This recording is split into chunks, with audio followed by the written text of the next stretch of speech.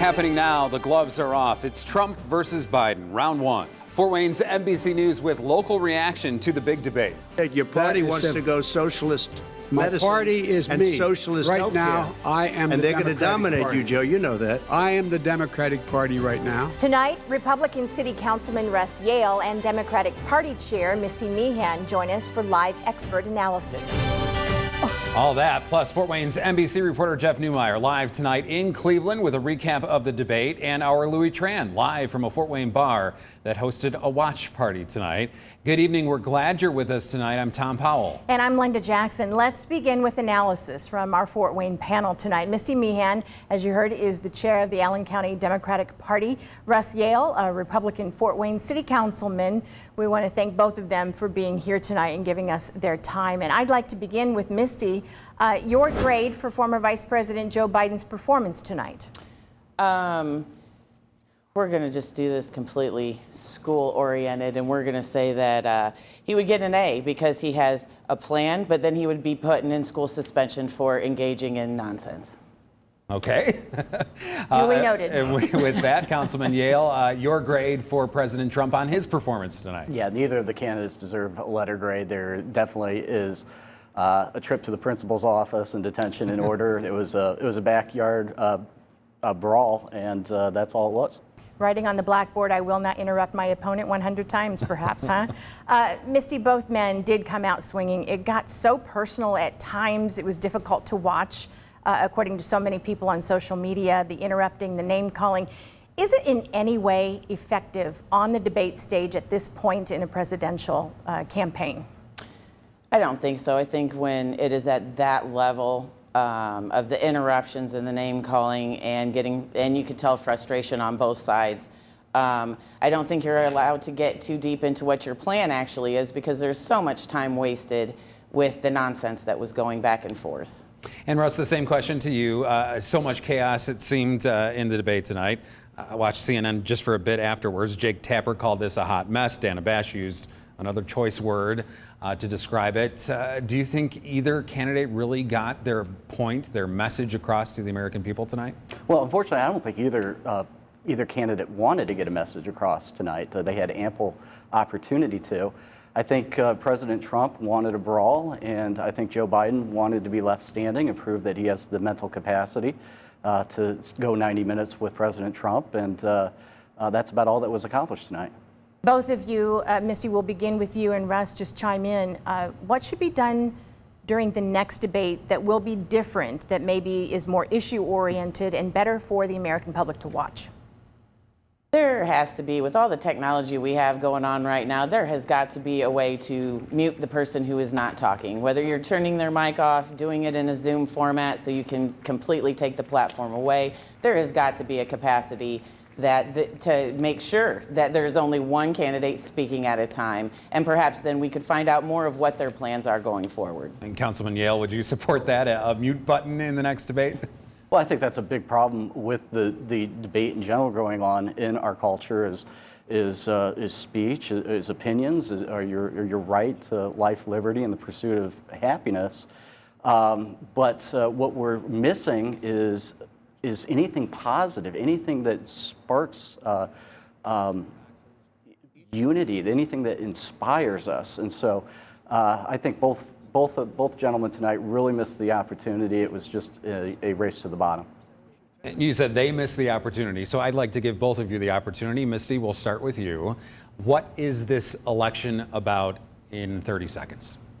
I think that this election needs to be focused on the pandemic that we're currently in, because that has economic side effects, has health side effects while people are, recovering. What are those side effects going to be going forward? And if we lose our Obamacare, pre-existing condition, now that's COVID.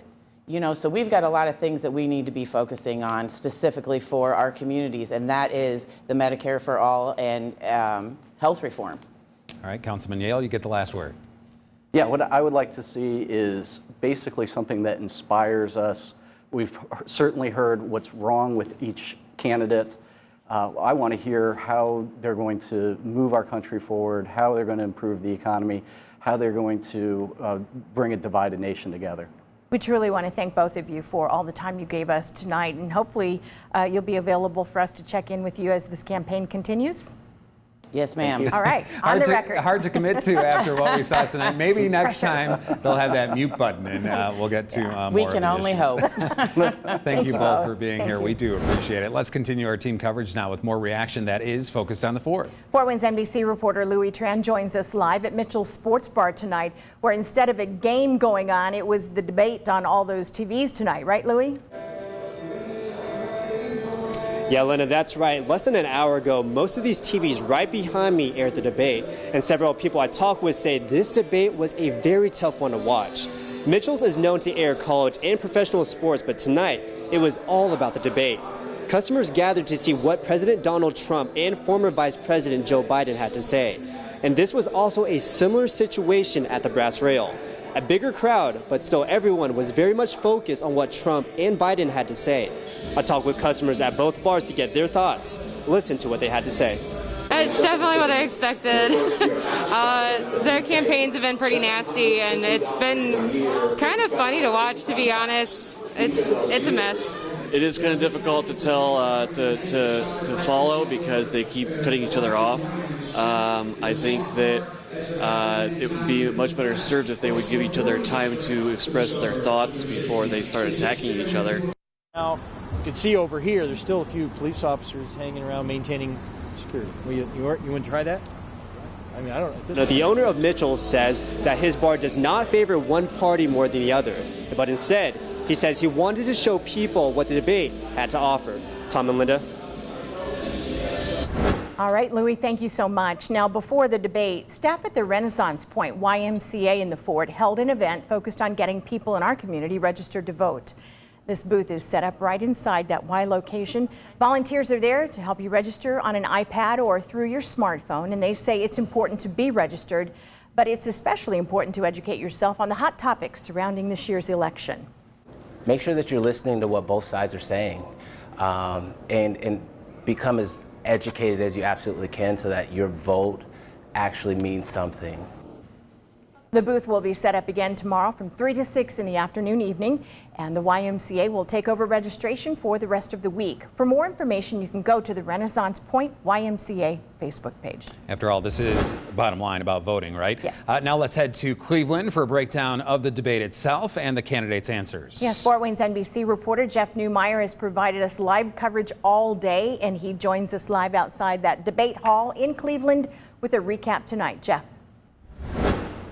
Yeah, Tom and Linda, some harsh words were exchanged, of course, in this debate. I got to set the scene for you. We're actually about 3 or 4 blocks away from the debate venue. It's over in that direction. It's all blocked off. We can't get over there right now. The camera's turning a little bit to the right to show you that there are some police officers still nearby maintaining a line of security. What folks watching on TV at home tonight saw was President Trump and former Vice President Joe Biden taking shots at each other over a range of issues. President Trump and Biden argumentative right out of the gate on their very first question about filling an opening on the U.S. Supreme Court. The president saying that his side won that last election 4 years ago and has the right to pick a conservative before the November election occurs to replace Ruth Bader Ginsburg, who died earlier this month. Biden says we need to wait until the next president is selected. The back and forth eventually degenerated into Biden calling the president a liar and a clown. President Trump firing back that Biden in 47 years in government has accomplished nothing. The pandemic was also discussed at length. Listen to what Biden and Trump had to say about how the COVID-19 threat has been handled and could the former vice president do better, followed by thoughts from both on managing the economy going forward. The president has no plan. He hasn't laid out anything. He knew all the way back in February how serious this crisis was. He knew it was a deadly disease. If we would have listened to you, the country would have been left wide open. Millions of people would have died, not 200,000, and one person is too much. It's China's fault. It should have never happened. He's going to be the first president of the United States to leave office having fewer jobs in his administration than when he became president. Fewer jobs than when he became president. First one in American history. If you got in, if you ever became president with your ideas, you want to terminate my taxes, I'll tell you what, you'll lose half of the companies that have poured in here will leave, and plenty Half of companies that are already here, they'll leave for hardly any other companies places. have.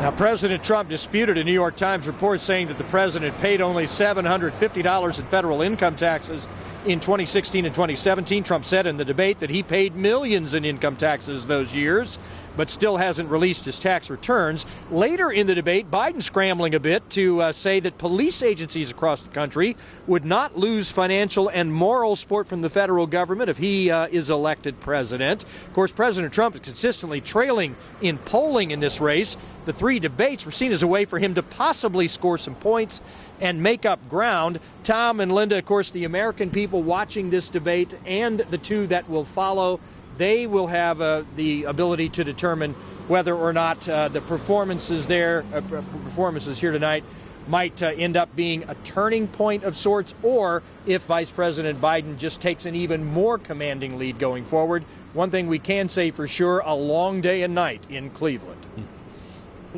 And we've appreciated your reports all night long, Jeff. Thank you very, very much. Yeah, thanks, Jeff. Appreciate it. And from one debate, a look ahead to another. Purdue Fort Wayne professor and the director of the Mike Downs Center for Indiana Politics, Andy Downs, will act as moderator for the first of two Hoosier gubernatorial debates come in October.